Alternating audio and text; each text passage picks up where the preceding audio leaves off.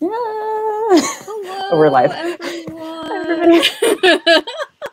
uh, Welcome to Layers of J Fashion, layering for extreme climates, trying not to Extreme. have heat stroke, extreme like BMX graphics. Like, just imagine that stuff happening. I'll make the sound effects while you talk. Perfect, perfect. But this is gonna be like a fairly straightforward panel. We're hoping to like answer questions throughout. Like just feel free to, um, Feel free to pop them in the chat. Yeah. Toss them out. Yell them and hope we hear. But yeah, like this is like kind of more or less what it sounds. It's just tips and tricks on staying hot or cool depending on what you need, while still showing off like a fun layered coordinate. Yeah. Pretty straightforward, I would say.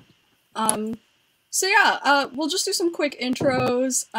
My name is Avina. I use they, them pronouns. My IG and Twitter is there on display. I have lived kind of all over the continental US. Like, I've been in the Pacific Northwest for a while. I lived in Florida for a bulk chunk of my life. I've lived in California for a bit. I'm currently in the DC area, so like we kind of get all 4 seasons up here. So I have learned how to deal with J fashion in all sorts of weather. So yeah, that's me. Go ahead, Simone. I'm Simone. My pronouns are she, hers. You can find me on Instagram and Twitter and whatever is Purest Maiden. I think that's what I am on like most of the social media that I like actively use. So if you want to talk to me, that's how to do it. Don't talk to me. Don't perceive me. You know the drill. I like Avina, I mostly wear Lolita. I have lived for most of my life in Northern California, but I am first off a fucking baby about the cold. And also I went to college in Tucson, Arizona, where it is both the hottest and the coldest place I've ever lived in my life. Also, don't go to Tucson. I'm feeling like weird Florida nostalgia, but I know the moment I like feel that humidity on my skin again, I'll be like, the nostalgia's gone. See, actually, I do miss Arizona summer weather. The dry heat is excellent, but it's it's an adventure wearing Lolita when you don't drive and it's 115 out. So yeah, I definitely worn Lolita in like 100-degree weather. I don't know why, but it's happened. So I was going to say, everybody, so what's the hottest weather you've worn, Lillian? And drop it in the chat. Yeah, we want to know. But also safety first, because please. Charlie notes that Tucson is a testament to human hubris. Spot fucking on. But anyways, so safety, like just first off, like safety first, please, begging you. Like if it's too hot or too cold to safely wear J fashion, like just wear a cute t-shirt for the day, please. Don't put your fashion sense before your health and your safety. That's not cool. That's the least cool thing. Yeah. It's rough. Also, NYC in the summer is like another very specific hell. Like, no. Like, I would never. It's too humid. I can't handle East Coast heat. I can only live in California, basically. I'm like a potted plant.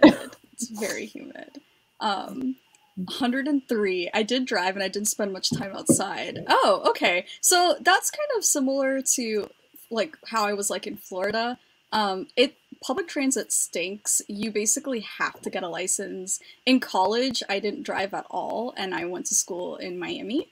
And so that was definitely like a learning curve, but also I was young and like a literal teenager. I don't think I could do that again. I have a car.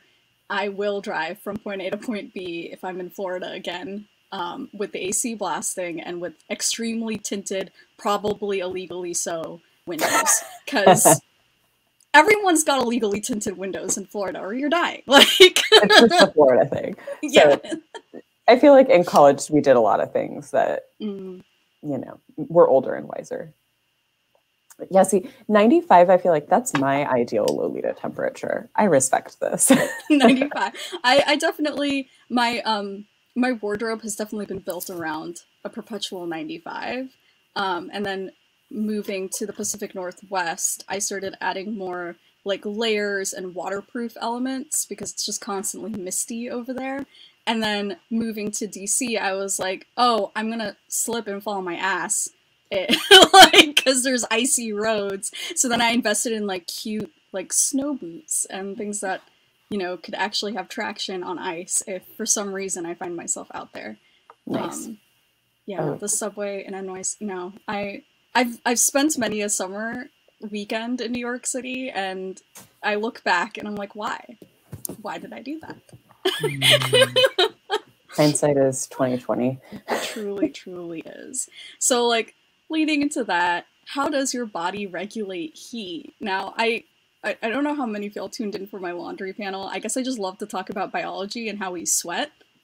Because here I am again. Avina's obsessed with sweat. Tell your friends. Oh yeah, love sweat. Sweaty K. So basically, your core temperature plays the biggest role in how your extremities will feel. If you're like me and your extremities are kind of just constantly cold, it's important to like, you know, take that into account and figure out a different way to like clothe yourself to like regulate that. So for me, I have to like wear gloves the moment it's like under 60, or else I'm literally freezing. I wear like 3 pairs of socks if it gets like the moment it's past like November up here. It's just something I gotta do. Some folks are the other way around and they're extremely warm on like their hands and feet, but then their core gets very cold. So you want to layer up more in that area so you just feel comfortable. And you know, vice versa. It's called sweaty fashion. Yes. Sorry, I was laughing at this comment, not at you. So your ankles, your wrists, and your neck tend to be more sensitive. I'm doing everything wrong for an indoor coordinate. My ankles has 2 layers. I'm wearing 3 bibs and a scarf. Why am I wearing this indoors?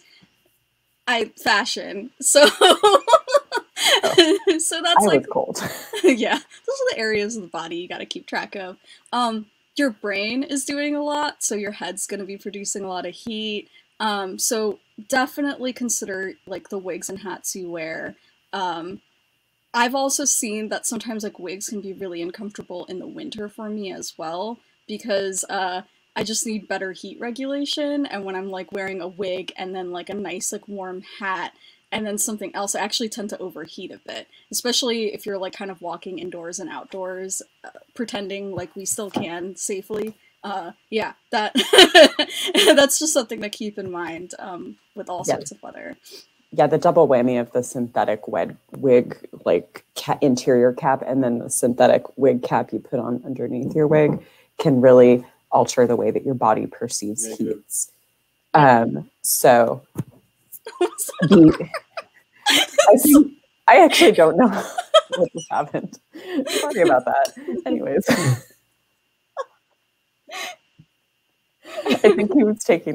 Sorry, that was my fiance. The cats were kind of playing with each other through the crack in my office door, so I think he just let them out. So hope everybody enjoyed meeting Richard.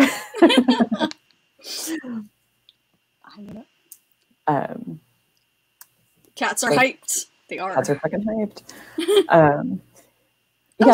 Yeah, you go ahead. No, you go ahead. Oh, I go ahead. Okay. So we're a polite bunch. So a note about materials discussed. I'm going to be talking a lot, unfortunately, about like animal products, just things that come from the farming industry in general, like cotton. So it's important to, you know, think about how these materials are sourced when you're purchasing them and trying to do it as like ethically and sustainably as possible. We'll like keep like, you know, discussing this throughout. We're not just gonna like go into just be like, yeah, buy everything in leather and like, you know, just like personally go kill a cow. Like we're not like we're gonna try and like offer alternatives for y'all. Also, and hopefully too. Yes, I mean, first off, Jordana, friend of the Skin Twins, we love you. But also, just a friendly reminder, the most sustainable and ethical choice that you can make is by using things that you already own.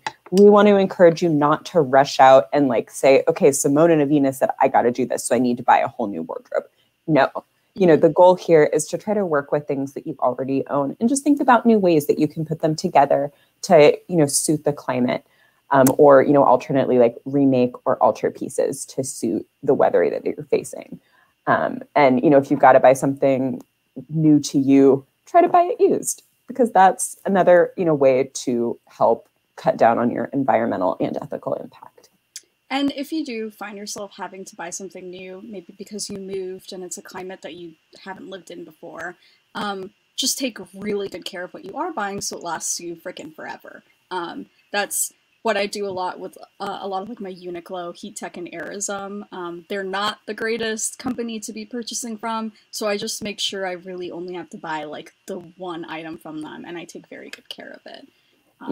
So, that's just something to throw out there. And like Avena, my practice is generally like if I have to buy something new, I try to buy the like nicest thing that I can afford that is the most ethically produced item that I can afford. Mm-hmm. And then, make it last for the absolute longest period of time that I possibly only get rid of something if it has like literally fallen apart. Even then, I'll find a way to reuse it. Yep, needle and thread is a great friend. Undergarments, they matter. And I'm not talking about bloomers. Or your thongs. Although bloomers are important too. So I talked about this very briefly, like wearing your moisture wicking undergarments is a great way to like not feel super sweaty. So like for styles with lots of layers, I tend to wear moisture wicking undergarments no matter the weather outside, because Lolita is always just hotter. So you just kind of feel better when you've got something that's just kind of like wicking away all that like gross sweaty feeling. I mean, nothing is perfect, but it is something that I keep in mind. Wearing Lolita directly onto like a polyester undergarment and nothing else is really rough and something I just do not recommend if you're trying to like keep cool in the fashion. Cotton bloomers are really great, and hoop skirts are also a good alternative to like a layered petticoat. Yeah, I think when we say moisture wicking undergarments, again, like this is not like you got to run out and buy like a new fancy fiber. We mostly mean stuff that's made out of like natural fibers, like cotton and linen. You can get that stuff for pretty cheap.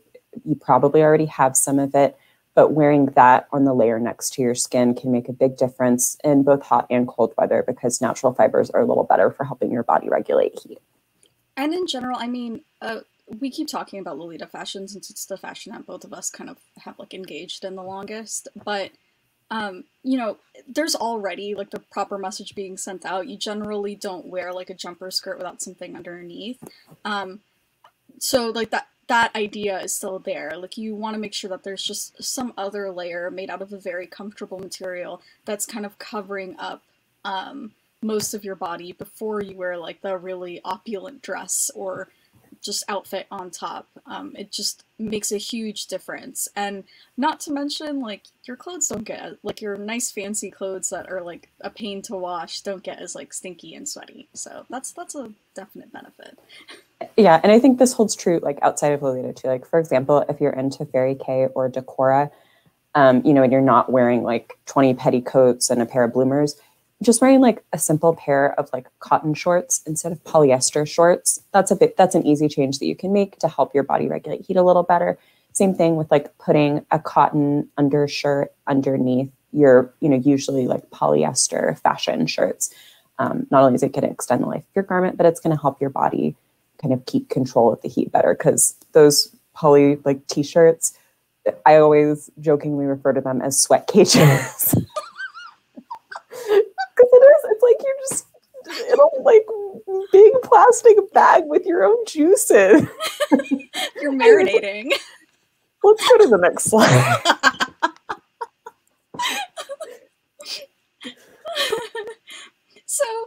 keeping cool. Like let's like try and focus on like the illusion of layers instead of like actually physically wearing all those layers. So we're gonna like talk. We're gonna touch upon like different items that are great staples. Just kind of have to create that layered look without like actually physically piling the stuff on. Yeah, and Nicole, we're gonna do hot weather first, and then we're gonna get into cold weather in the second part because the tips and tricks you need are, you know, I'm not gonna do the same thing in the snow that I would in the Arizona heat. And in general, like I think because we're talking about layering as well, you can still overheat even in the winter if you were like considering only the outdoor weather. So like it's kind of nice to like start on like just general undergarments worn in heat because sometimes you'll feel like, oh, I'm gonna have to need to wear this even though it's like snowing. Just because I know I'm gonna be going into some place that the heater is gonna be on, etc., etc. So yeah. So here are some faux layers that Layers. faux layers. So I don't know why I put faux in quotes and not layers in quotes. That was a me problem. So changing up the neckline of something you're wearing with a detachable collar or bib is a really great way of like breathing new life into a coordinate without getting an entirely new outfit or having to wear a completely different outfit on top. So I'm actually wearing a couple of bibs. A couple. Like I'm wearing bibs 3 are really bibs. your thing. I'm wearing 3 bibs. They're literally what they sound like. They're just a rectangle of fabric with a hole in the middle, and you can like either tie or fasten them on the sides. They're getting really popular now. I'm seeing them out of like a bunch of J Fashion websites. Like Mary Jenny has them. I think Simone, that like store with the awful like knee cutout skirt, totally Honey one. had some. Yes, they did. Yeah, Honey. Yeah, and then like some of the more J Fashion-y brands too. Like Avena has a really cool Hey Hey one that has like an anime girl on the front. Oh, that one is Ojo Sama Majoko. Oh, okay, that wasn't. Oh, you yeah. have Hey Hey's the heart bib that I've got, a big heart. Yeah, and like detachable collars, I think they're not as popular in Lolita or a lot of J Fashions, which is stupid because detachable collars are great. But where they are super popular is vintage fashion, and they are like a dime a dozen in vintage fashion. You can find them on eBay and Etsy for like $5 or $10 a pop. And if you're a little bit crafty, there's easy like vintage patterns floating around online, and they're a great way to dress up a coordinate, especially for like stuff that's on the gothic or classic kind of end of the J Fashion spectrum.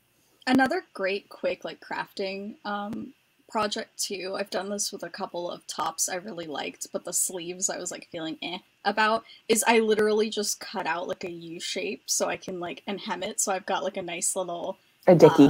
A dicky, yeah. So I've got like a little collar, and you just put like elastic straps underneath the armpit, and you basically can slide that on and then wear another thing on top. So you've got this like collar, like this illusion of wearing an entire shirt underneath without actually having that layer. So that's really nice. If you're like into buying those, I know Jane Marple and Innocent World have both put out a few dickies over the years. They're like pretty easy to find secondhand, and they're like, $20. They're not pricey. They're another very popular like vintage thing too. So like if you just go vintage shopping, you can find it that way. And if you are crafty, you can also, don't ask me why I have these, but I have a bunch of like vintage dicky patterns. Like they're super easy to find. There's a ton of varieties, and they take like, I'm like, I know how to turn on my machine and sew a straight stitch level of sewing skill, and I can make them. Yeah. There's so many fun options for like making detachable collars or bibs or dickies, like, and yeah, they're just a great way of like creating that illusion of layers. The next one is clip-on ruffles. I'm gonna do a little bit of show and tell because they're kind of hard to describe, and I grabbed the wrong item. So never mind, no show and tell. I was gonna say, I can talk if you want to go grab the right one. I can talk about aprons. Okay, I'm gonna go grab the item, and I shall be right back. So we'll come back to clip-on ruffles. But another great way to add the look of an extra layer without the heat and weight of a full extra layer is aprons, which have also been kind of having a moment for some reason in Japanese fashion specifically. I know, like in my Kira did a super cute like Larm style apron skirt last year. But this is another item where it's like you could make it. You can buy a vintage one. There are so many incredible options. I know Avena has one that I'm like, this vintage embroidered apron that I'm ridiculously jealous of, and it's like super gorgeous. And you can find something that's like super lightweight, just covers the front of your coordinate, can completely change up the look, but it's not really going to make you hotter, especially if it's a thin material like a cotton lawn or a cotton voile. So let's circle back to the ruffles. Oh, you can also wear aprons sideways or backwards. Or the like apron's or like a cape. You can do so much with a great apron. Or you can be like me and accidentally buy a Christmas tree skirt thinking it's a cape. You can do a lot. We love it. This is some galaxy brain. But also, Charlie has a good point too. There are a lot of vintage aprons, weirdly, on Depop and Etsy. Those are my two personal faves. But like also, when it's safe to go out of our houses again, if you have a flea market, like there's a lady at my local flea market who just has a box of aprons and they're $5 each, and you just pick the one you like. So there's so many aprons out there, and there are also. I consider myself a complete sewing novice, yet I've made like so many aprons. It's definitely trial and error when you're making one to incorporate a petticoat, because sometimes you just think like, oh, I can just cut out a rectangle, and it's like actually not quite that simple when it's going over a petticoat. But if you're someone who knows you don't wear like a lot of poof, it's super easy to create like a cute little apron. You can even like salvage materials from like items of clothing you already own. So if you just really like a print, but like it doesn't fit you or it's just not your style, like in make terms an of apron. how it's cut, make an apron with it. Yeah, super and also easy. Nicole is right. Some of the vendors, Lily of the Valley has some really cute lace aprons that she's putting out for this event. And then I'm going to butcher his shop name, and I feel so bad about this, but Raspberry Masochist. I'm not going to say it right. I'm not going to try. But he put out the world's most incredible apron that's like a sheer tulle net skirt with a lace trim, and then the top is like a black velvet heart with black leather and like little metal hardware. It's super cool. If you're into Gothic, please buy it so I can live vicariously through you. Aria, call out. Buy it. So here's some clip-on ruffles. These were made by a Taobao brand called Funcino. So it's F-U-N-C-C, like cappuccino, I-N-O. Funcino. It sounds like the name of a magician. Like, I am the great Funcino. I mean, if you think about what this dumb, like, clip-on ruffle can do, it is magic. But I'm also showing this off because, we've got thrifty, crafty folks in the audience, and really all it is it's literally just a big O that is like I think about maybe double the circumference of a lot of I don't know, this is single. So this is about the circumference of most Lolita skirts. And all they've done is they've like basically put these like little clips, like suspender clips essentially, all along it. It's just attached with loops. And it's just some like layers of frill and lace. And you can just clip it along the bottom of your skirt to the skirt lining, and it'll immediately add like 3 inches of length without actually having to wear a full underskirt. So this is just a really good option if you want to like either lengthen a skirt or just like change up the look of an outfit without wearing more layers. Yeah. They've also... Sorry, go ahead. Oh yeah, they've also posted a lot of photos of them like coordinating it, and like there's a lot of wild things you can do. Like they've clipped them onto like the tops of like the skirt before in a certain way. And then they like hid the clips by tying like a ribbon or like a waistband over it. It's very interesting. So there's a lot you can do with a bunch of these clips, and I have a lot of items with this sort of clip to like ease gathering. So like if I just want the look of like a gathered skirt that's kind of like pulled up on one side, I tend to use like these sorts of suspender clips. So this is a pretty nice option for creating that illusion of an underskirt. Yeah, because the name of the game when it's hot out is you want to create the illusion of layers, but you want to avoid piling things onto the core of your body. So like you don't want to slap on an extra blouse and an extra petticoat or anything like that. You want something that gives you the look with no weight. And Chamomile for Cats said something really good about like just not having a lot of waistbands around your waist. Like I know for like I think both Simone and I have like lots of tongue issues, so we don't like to have a lot of stuff there if we're not feeling that great. So yeah, it is really nice to be able to like reduce the number of waistbands being used. Yeah. All right. Next slide. Maybe we'll get through all the slides this time. Woo! So avoid synthetics. That's really the slide. That's it. That's the tweet. No, so I have a personal rant about this every fucking time. So I think the like popular thing to do, is to like pop on Ruffle Chat and hate on AP's latest chiffon release because chiffon is low quality and chiffon is so thin and chiffon will be cold all year long and chiffon is only good for the summer. And I just want to shake people and scream like there is nothing worse. Like AP fans know. There's literally nothing worse than sitting at a summer meetup in your little short sleeve poly chiffon dress with its little poly chiffon lining where your arms are cold and then it feels like you're drowning in your own sweat. It's awful. Just don't avoid synthetics. Like so there's some types of thin poly that can be like genuinely not that hot, like net tulle or like soft English net, like the type that Julieta Justine uses. Those can be a little airy, but like the AP style poly chiffon, it's lighter weight wise, but it will make you feel like a boil and bag chicken.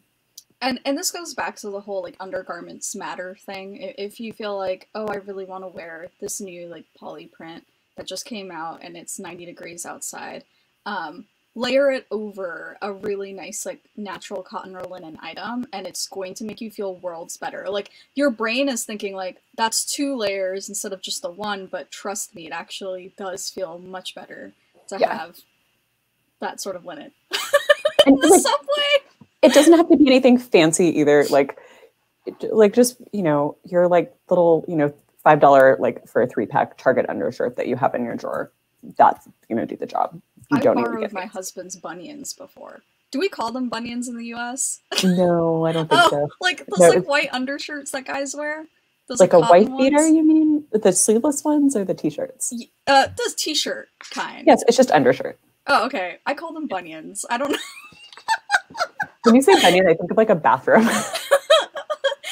Bunion is like just a fun word to say. Like I can't undershirt, boring. Bunion. But yeah, and if you want to like dress up the look, like Carol Bell has a good point too. Like if you can get like a nice thin like cotton or linen blouse, again, like it seems paradoxical, but when your arms are covered and shaded, that helps shield you from the heat. And then the cotton wicks your sweat away from your body, so you're not just I think we have a slide on that.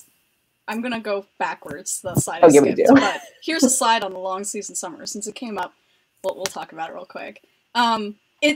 It's wild to think about, but I like highly recommend if you have like a really nice like thin linen or cotton item, especially in a lighter color, you can wear it in the summer and it probably will feel even more comfortable. Because sometimes just having like that direct heat, like the sun just beating on your skin directly, just amplifies that feeling. So yeah, but again, this is like materials matter. Don't, please, literally begging you, do not look at your poly chiffon blouse and think, yes, it's 100 out. That's going to be great. It won't be. Please love yourself. But also, I make the case for crop tops in everything. You can wear a crop top with Lolita. I've worn a crop top over a Lolita dress before because it was a cute crop top.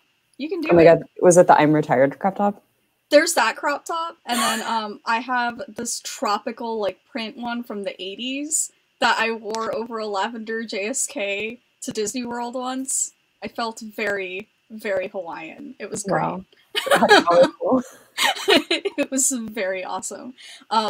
But yeah, like these have gotten more popular. I remember when they first released, people were like, why would I ever buy like a cropped blouse to wear under my items? But it's actually not bad. It's kind of like the what we were talking about earlier with like the Dickies and stuff like that. It's just less bulk around your waist is like just just great. Yes, crop tops are so cute in Gyaru. I love like a good like off the shoulder crop top with like a cute little strap peeking out. Like I just love it.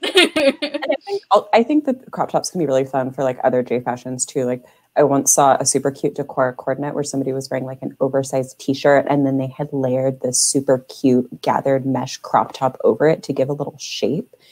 Incredible. Chef's kiss. Yes. So like crop tops are such a good way to avoid placing that heat on the core of your body. And also I feel like I'm with Nicole. I'm like I'm a big like lazy pants person for, just every day. And crop tops and pants. So good. So comfy. Just the way to go, for sure. Skip the wig. Skip that wig. Yeah, this is like my little soapbox. Go ahead, get on your soapbox. Well, I have to tell the story. So one time I planned to meet at it's like I said, I live in Northern California. It's at where I live. It does get a little hot. Like in the summer, it can get up to, about 100. And so a little hot. That's funny. Okay. I mean, again, this is like in Tucson, once it was 125, like after that, like nothing is, but so like a genius, I planned a Zoom meet. And so I followed all the advice we're giving. I wore a short sleeve cotton blouse over like a synthetic skirt, but then I had a very light petticoat with my little cotton bloomers and some little ankle socks. I'm like, yeah, I'm doing it. I'm going to be so cool. But I wore a wig. And normally, like, I don't have any issues with heat at all, but like I got heat stroke and like basically fainted at the zoo in front of the flamingo exhibit because the combination of a wig hat and a synthetic wig just really put my body over the top. So in hot weathers, if you're sensitive to heat, and especially if you have like long hair, a wig has the potential to just completely throw your body's heat regulation system out of whack. If you know you're sensitive to heat, skipping a wig might be the difference between, being able to safely wear J fashion and not. Even if the rest of your coordinate is cool, the wig will fuck you up. So if it's hot, I think that might be the first thing that I would advise people to skip. And you can add, like little clip-on ponytail, like those big clip-on twin tail ponytails. You can add clip-in bangs. You can get like some extensions that clip down to the back part of your head. But you really want to keep this top part of your head free so that heat can escape and keep you cool. Also, to add on to that, the one time I got heat stroke in Lolita, where I basically fainted, was it was Miami. I want to say it was like 98, 90, 99 degrees, and we went out to like a historic home, which doesn't have air conditioning. But I was walking around outside primarily, and I thought I did everything right as well. Short sleeve cotton blouse, cotton JSK, ankle socks, etc., etc.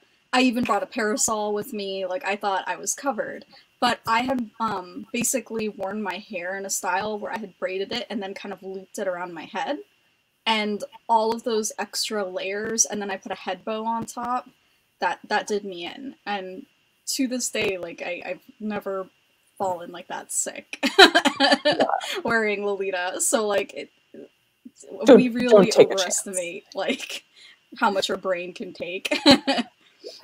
Also, Penelope had a question about harem pants. This is like kind of a little like I will not purport to be a harem pants expert, but one pair of harem pants that I recently discovered and that I am really excited to make as my next sewing project is from Strawberry Skies. She has a Patreon, which Avina and I both subscribe to. We love Manon. She is a delight. And she made this super cute harem pants pattern, and it ties at the waist, and then it has slits up the front. You can make it in whatever fabric suits your climate. And they're like super stylish. I think they'd work for a ton of styles. I'm making a pair out of pink quilted cotton that I bought off eBay right now. So that would be my recommendation. And she already has a pretty large size range, but I know like next up on her plate is adding some additional sizes as well. So you should be able to, she tries really hard to be size inclusive. So you should be able to find your size. And you have to like be a member of her Patreon. You get access to a bunch of patterns if you are. And it's like $12 a month, I think. Something like it's a pretty small amount. And it's totally worth it. The patterns are all excellent. And if you want to buy the standalone patterns, I think the harem pants will be in her Etsy store within like the next month or two. So yeah. Yeah, there's like a delay. Basically, the Patreon gets it first and inclusive of cost. And then later on you can purchase it for like a small price. Yeah, I think it's like $10 or something. So yeah. But Manon is excellent. We love her Patreon. Cannot say enough nice things about her. It's Strawberry Skies. And I think it's Strawberry Skies Design on Instagram. Yeah, so if you find that, you'll find all the links. Yeah. So here's some final points for the heat. Avoid wearing backpacks unless they have some sort of like mesh lining on the underside. Sweaty backs aren't fun. You're better off just like doing like a little crossbody or even like a little pouch is better than just something that's covering your entire back. If you got a big kumi, just like carry it. Yeah, just carry it under your arm. Yeah. Just in general, it's like always nice to prearrange the layers on like your hanger or dress form, so like it's easier to get in and out of your coordinates. Like the one I'm currently wearing, all of these bibs tie on the sides, which is just really frustrating to do. So I pre-tied them on one side, so it's easy for me to just pull it over my head and only have to tie it on one side. So that's something you can do. Powder up areas that are prone to chafing. Your skin will definitely thank you. You could just get like some Pond's or like Johnson & Johnson's baby powder and just go to town on like the areas that chafe. And it doesn't really hurt your clothes to get powder on them. Yeah, and you can also, but if you're prone to chafing, another powder alternative. I don't like powder. It's like a personal thing. But I've had luck. They sell like anti-chafing like creams that you can buy, and it's basically just like a thick moisturizer that you put in areas that are prone to chafing. And that's another alternative. Although I know that, the creams for some people are not as comfortable in the heat and can feel a little gross. So play around, find what works for you. Figure out what works, but it's definitely better than dealing with the chafing afterwards, and just like that, the heat that just is created from that constant rubbing is just like it stinks. Yeah. So. And Nicole also has a great final point. Underarm pads, excellent. You can buy them at like the Daiso. My suggestion, they do sell the stick-in adhesive kind. I don't like to recommend those to people because the adhesive can get stuck on your clothes and ruin them. I have lost multiple nice blouses that way. Instead, I would suggest buying and the stick-on kind too, they're meant to be disposed of after like 1 or 2 uses. So it's like not very sustainable, especially because they're plastic based. I prefer the sew-in kind. And you can just like put like 1 or 2 like little stitches to hold it in place. It doesn't need much. And then you can take it out, you can wash it, and you can put it in another item. But that if you are a sweaty blob, like the two of us, it's hard to beat an underarm pad because aluminum deodorant can really degrade your clothes over time. And, yellow stains aren't cute. They kind of suck. Yeah, and natural deodorant options are there too. And those tend to not cause yellowing as much. But I have like lots of allergies to like the different things in natural deodorant. So it really is just kind of figuring out what works for you. Yeah. I'm with Viviana. I have a lot of deodorant allergies, so I just do the pads and hope for the best. Yeah, for real. So just keeping warm. So here's just some quick tips for keeping warm. I don't know why I got all excited. I don't know either. So Simone, I just have to give you the turtleneck point. This is your point. Yeah, so I kind of have a problematic turtleneck obsession. Like I think I have I have a black turtleneck for every day of the week. And then I have like a collection of like, there's colored, there's one that has pearls, there's lace. I love a turtleneck. And the neck is one area where you can lose a lot of heat. So if you can keep your neck, if you insulate your neck with a scarf or a turtleneck, that can really help keep your body warm. And turtlenecks are so easy. Like if you're in Decorah, slap a t-shirt over it. If you're in Gathered, you can put a cute crop top or bodycon dress over it. In Lolita, just put a turtleneck under your one piece. It's fine. And as for sustainable turtlenecks, I honestly had a really hard time finding some. I kind of I went like full crazy and like started making my own because I found a place that made like some nice sustainable bamboo knit fabric. But on the pre-made end, Uniqlo makes some nice, very thin turtlenecks that layer very well. They're like cotton with a little bit of poly. and they're pretty cheap and they last for a really long time. I have one that I've had for like 8 or 9 years now, and it has survived like millions of washes. Yes, I do wear like, so actually my dress form, I don't know if you can see it, but it has a turtleneck on it. I'm surprised you're not wearing a turtleneck currently, to be honest. No, I know. I changed it up a little bit. I wanted to wear a blouse because I have a cream turtleneck, but it's in the mail. My other cream turtleneck is dirty. So yeah, but that's a big, keeping that neck warm can make a big difference. So Yeah, for sure. I also love like a good thermal or fleece lined tight or legging. You want to like create those layers that make you warm without like altering your base body shape too much, or else you find yourself just straight up not being able to wear your clothes for a few months out of the year, which is just, we don't want that. Like that's not sustainable. Like we want to try and have like things that you can wear throughout the year. So like a thermal or fleece lined tight is like a great way to just kind of like add that extra layer of warmth without, you know, altering like your base form, basically. Yeah. And also to bring it back to summer, hopefully Cos has a good point. You can, this is like something, you can incorporate the layering pieces you collect for summer with like your turtlenecks and your tights and whatever. Like if you bought some sock toppers for summer to help keep your legs cool, pop them over a pair of tights. If you have a bunch of collars and bibs, those look awesome over turtlenecks. You know, like these are not like, the trick with layering is you want to think about like new and creative ways to combine your pieces. You know, don't be thinking like, what can I buy new to, you know, increase my warmth or whatever. So, Rose Scented Hime asked where you can find plus size friendly white thermal tights. My experience with this is purchasing for my mother, who I want to say she's probably like a 3XL or 5. I'm awful at remembering her size right now, but she's definitely plus sized, and it's not the most sustainable option, but I am throwing it out here. Target actually has some really nice plus size friendly fleece line tights that they sell around now. And they do come in a variety of colors.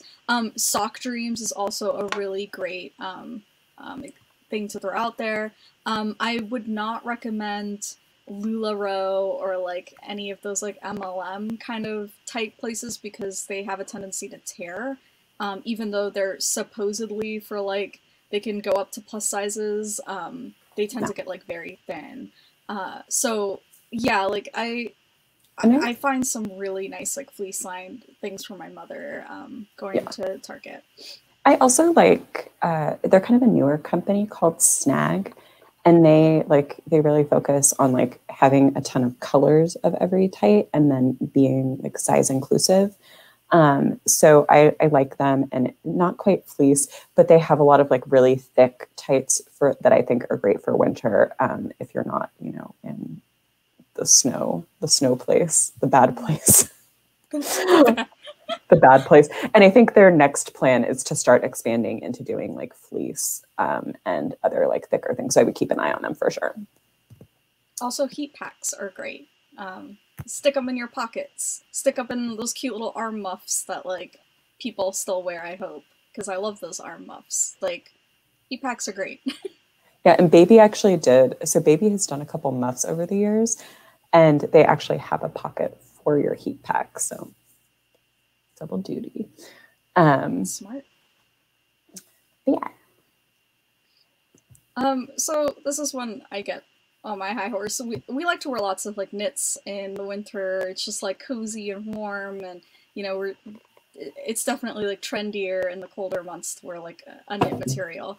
Unfortunately, like most J fashion sweaters are made using acrylic, which is honestly just basically plastic. Like it's polyester. Yeah, it's just not breathable. It traps the heat in, and even though that sounds like something you would want in the winter, you actually do want your body to be able to release heat when it needs to, or else that's when you get that like weird feeling of like, oh, I sat in my car after, you know, walking around outside and I'm immediately overheating.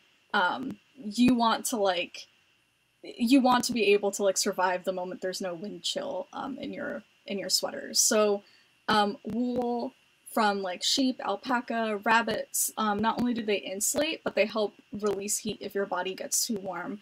Of course, like you know, these are animal products. Obviously, like, not everyone's comfortable with wearing or supporting those practices, and that is completely and totally valid. You can also get like cotton wools and stuff like that as well if you want something more plant-based. That's much better than acrylic. And they're also coming out with bamboo, like the new kind of sustainable thing is bamboo yarn. It's really soft. It feels actually like acrylic, like it has the same smooth hand to it, but it's super warm and it feels really nice. So highly recommend if you're looking for a plant-based alternative. Totally. And bamboo is also just a great, like, more sustainable crop as well. Versus cotton, which is unfortunately something that doesn't tend to be picked and harvested in ways that are like honoring the human body. So yeah, that's just something else to keep in mind. But I think also, oh, sorry. No, go ahead. I was just going to say, for a lot of these natural fibers too, they're not as popular now, but they were very popular in the past. There is a huge wealth of vintage options. You know, unfortunately, they do tend to be for smaller sizes because survival bias is a thing. But that is, you know, if you don't mind doing a little thrifting and doing a little digging around on, like, you know, the usual suspects of like Etsy, eBay, Depop, etc., you can find a lot of great pieces without having to feel the guilt, you know, of supporting those industries. Absolutely. And going back to the theme of this panel, you know, put a natural fiber underneath your synthetic, and that'll do worlds more than if you were just piling on synthetic on top of synthetic on top of synthetic. Even in the winter, you want to avoid it just because, you know, your body does, like, the, you know, temperature does change throughout the day. Your body fluctuates throughout the day as well. It's just better to make sure that your body is able to, like, release the heat when it needs to. Humans aren't meant to be in plastic bags. They're really not. An entire slide about safety pins and why I love them. I thought this was just the placeholder title. Yeah. No. Just to go back to the fibers really fast, Tila, oh, yeah. Great point. Wool shrinks in hot water and it shrinks in the dryer. And wool can also shrink if you subject it to agitation. So if you buy a wool item, be sure to check the washing instructions very carefully. They're coming out with some new wool blends that can be machine washed and dried safely.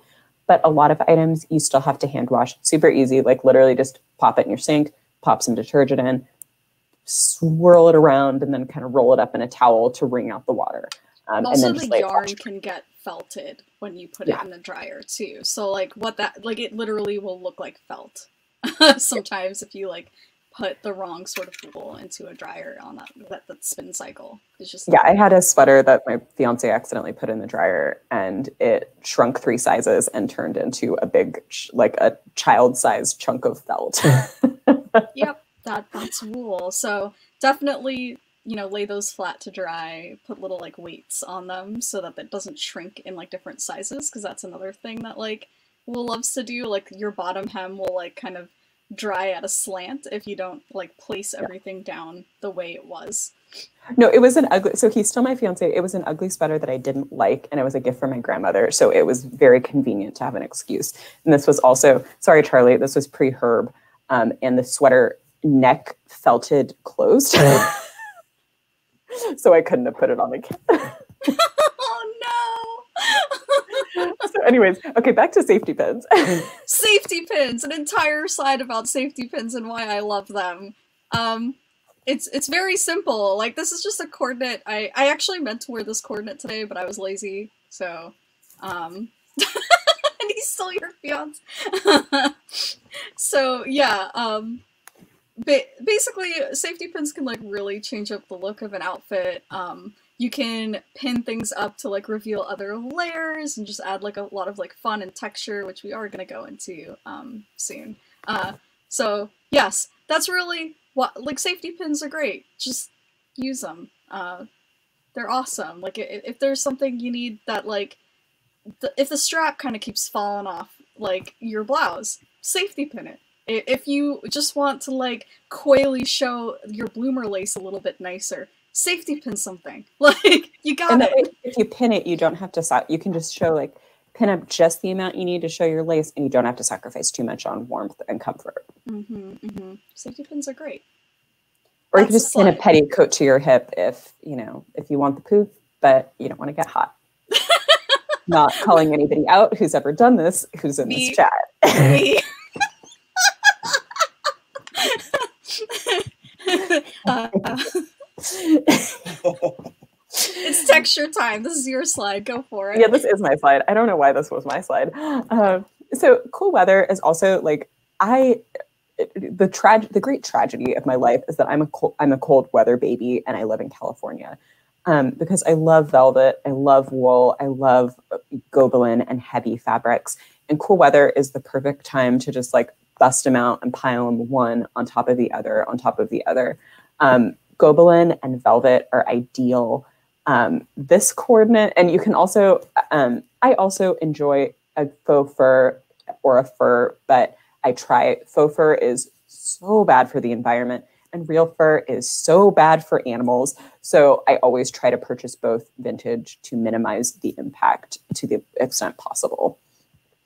This coordinate is a Jane Marple banger. It's a dress that's all faux fur, layered under a wool coat with some faux fur trim. And then you can kind of barely see it in there. There's a turtleneck. So, that's like one Gobelin. I don't know how you say, I always just call myself a goblin. So it's fine. I say gobelin, like gobelin, but I like emphasize the E more. But I don't know. I don't know what's correct. Well, I said bunion this whole time when apparently it's just undershirt. So yeah, I'm just going to say goblin now. Yeah. And another great way to add texture that I think is sadly underused in Lolita, I love a textured puffer jacket. There are a lot of options that you can purchase that have minimal environmental impact beyond the traditional down poly combo. You can get something that's like cotton or like a coated cotton with cotton batting or something like that. And they look so cool. Please show me your puffer jacket coordinates. I want to see them. I love puffer jackets. Also, I'm like kind of sneaking into this because baby quilts being made into jackets and pants are like the best, and I have an entire outfit made of baby quilts. So yes, It's sustainable because you're using old baby quilts. It's cute because they were baby quilts.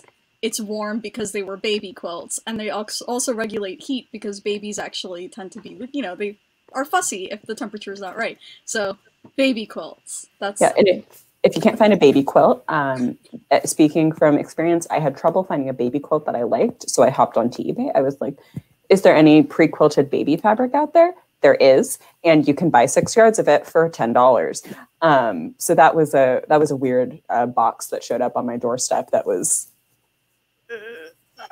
full of baby quilt fabric. Baby quilt.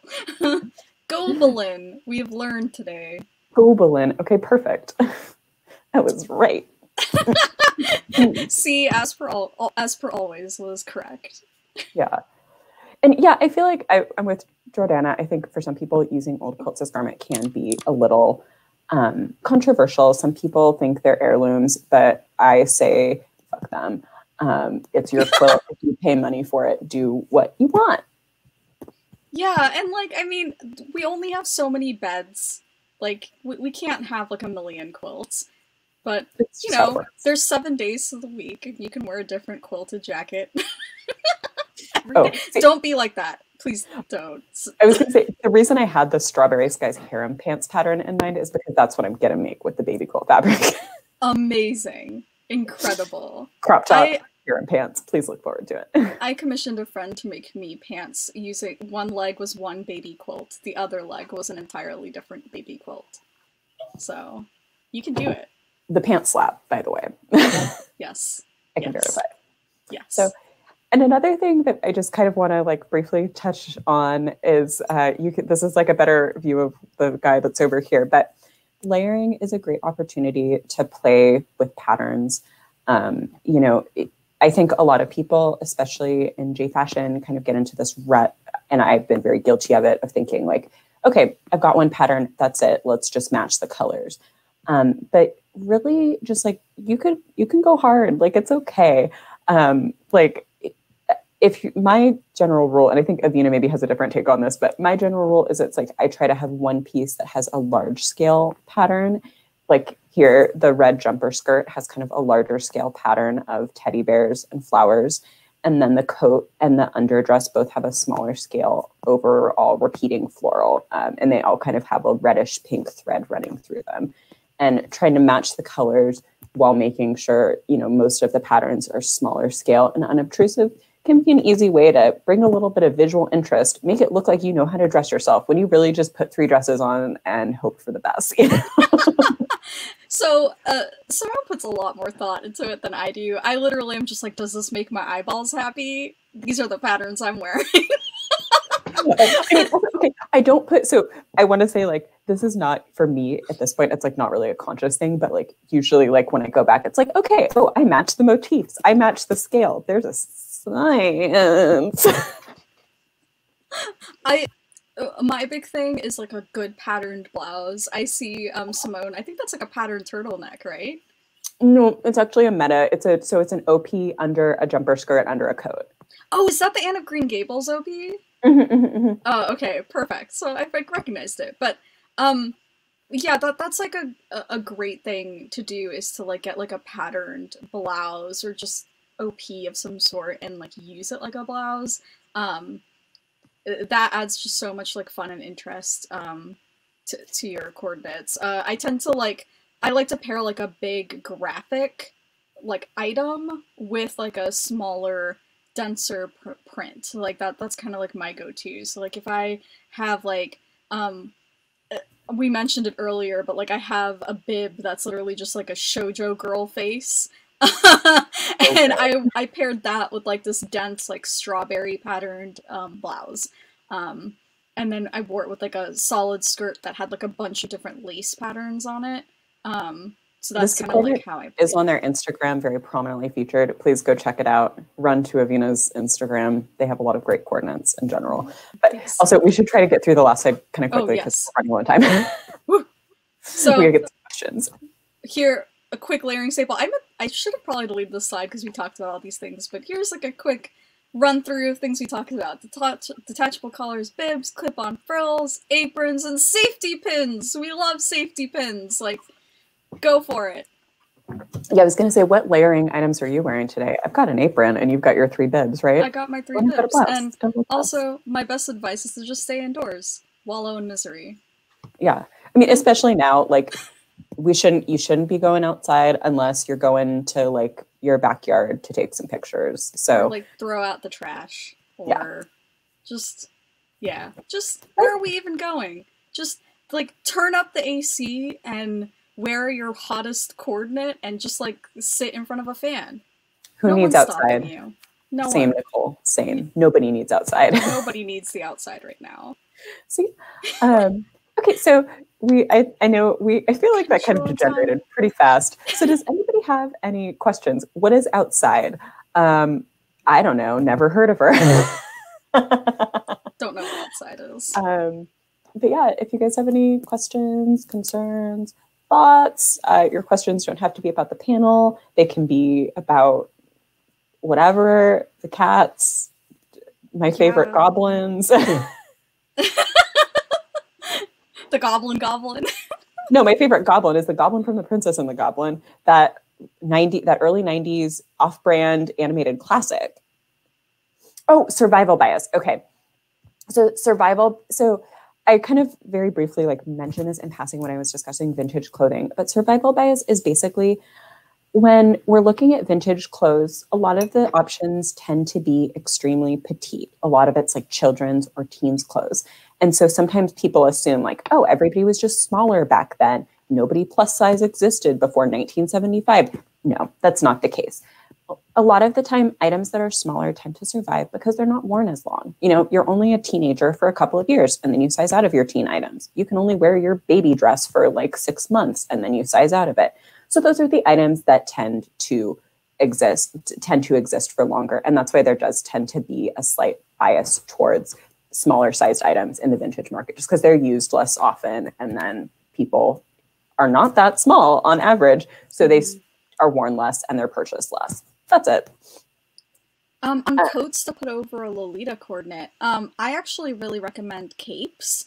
You can find those, like, you can find non-Lolita capes fairly easily because they're just a popular item to wear, but because of the way they're cut, it's very easy to slap them on over a Lolita silhouette. So you don't have to pay a lot of money. There's also just so many of them. They're generally pretty easy to coordinate. And you can find them easily secondhand as well. So I highly recommend a cape. As I discussed earlier, I love a puffer jacket with Lolita, and you can find cropped ones too.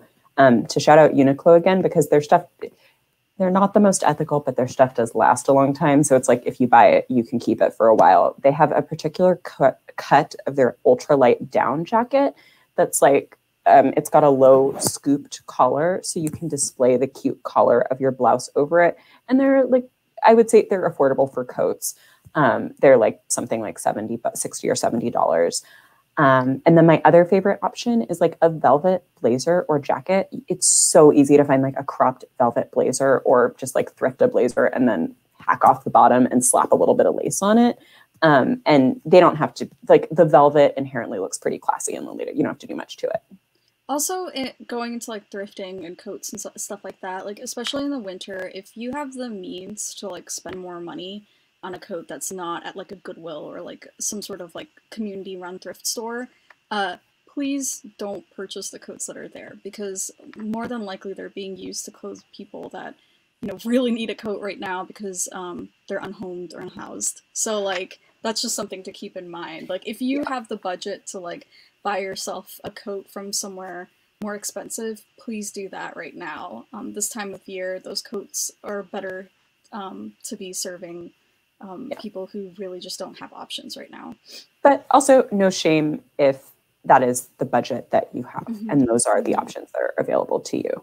You know, do what works for you and your budget. We did not come here to be the judgy Lolita crew kind of shaking our fingers at you for doing what you've got to do.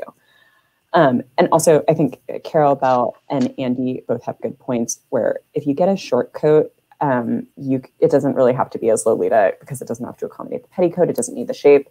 As long as, and you can find stuff that looks like pretty, you know, has like a cute button or like a couple of cute details super easily. So yeah. Yeah, you can replace buttons on things too to cutify them. Oh yeah, and that's so easy. You can get like cute buttons for like $5, and then whole new, like even if you have a coat that you already like own and you just want to make it cuter. And okay, so T-Love Crochet wants to know, which is better to regulate body heat if you wear Lolita, short jackets or long winter coats?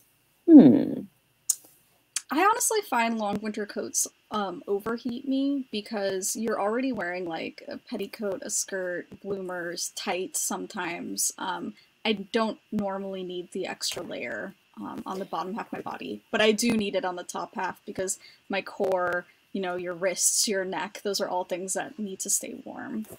Yeah, I think this is like as an answer that kind of depends like on your body and on your personal self. Like for me, I actually really do like a long coat in winter, but I get cold. Like I complain if it like drops below like 65 Fahrenheit, you know, which for most people is like a normal, pleasant day. So for me, I find that a long coat can be really helpful because I know that my legs get really cold. And so like this guy back here on my dress form actually goes like a little bit beyond my knees, because I need the warmth like from my shoulders down to my knees. So, you know, I would say trial and error it and kind of use what you know about yourself from normie fashion. Like if you like a long coat normally, and if you need a long coat to stay warm, you're probably going to want a long Lolita coat. But if you're okay with a short coat, you know, don't mess with what's good. Don't fix it if it's not broken. Totally. So yeah. Okay. I think we have time for maybe like one or two more questions if you have. I don't know why I'm doing this. I also just want the record to reflect that we didn't coordinate our colors or wearing twin tails today. I just hopped on the stream and we were like this already. This is just how we were. This is just how we are. Our next panel is going to be about twinning 24/7. Twinning 24/7 with some random person that you don't really like. With Arthur memes. I just want to put Arthur memes. With Arthur memes. Oh yeah, fleece lined leggings are also I like honestly, I just wear leggings under my coordinates all the time. I buy the kind that have the little stirrups, so there's not like a bump around it. Yeah, I totally wear like leggings or I forgot to like go on my rants about how much I hate tights. I tend to like cut off the butt of the tights and turn them into thigh highs a lot because like having that extra heat around my crotch is like not appreciated. And it's like it's so funny. I'm the opposite. I had to buy a garter belt that covered my crotch because it got really cold when I wore thigh. For me, like I think it's because like I get like so much chub rub in that area. Like it's just like, oh, I don't want like polyester like also there, and it just gets really frustrating. So I tend to just like chop so but different bodies. I think the moral of the story here is like, you know your body best, and what's most important is not like what two internet randos say. What's most important is doing what works for your body and what makes you comfortable. Because again, like your safety and your health 100% have to come before fashion. And like trust me, speaking from experience, the Lolita police will not run and like bang down your door because you wear a blouse with a jumper skirt because it's 120 out, you know? So yeah. But anyways, I think so we're out of time. Also, yes, ACAB. We hate cops. That's ACAB. It's just I don't care. It's always on theme. But anyways, so we're out of time. But thank you everybody for tuning in. We really appreciate it. I don't know why you want to watch us, but we still really appreciate it. And I also want to encourage everybody. So next up is going to be the 10-year Lolita challenge with Jamie and Kim, which should be a lot of fun. So be sure to stay tuned, and we'll leave you a couple minutes for a snack break. But thanks, everybody.